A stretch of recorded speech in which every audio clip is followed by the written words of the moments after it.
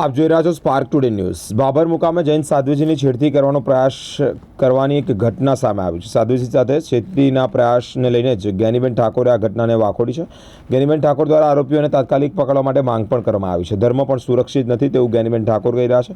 હું જૈન સમાજ સાથે છું, આરોપીઓ તાત્કાલિક પકડવામાં આવે તેવી માંગ કરવામાં આવી છે। બે જણા વોચ રાખીને એમની સાથે આવું કૃત્ય કરતા હોય તો એના ઉપરથી એવું નક્કી થાય છે કે આ રાજ્યની અંદર કે આ વિસ્તારની અંદર ધર્મ પણ સુરક્ષિત નથી।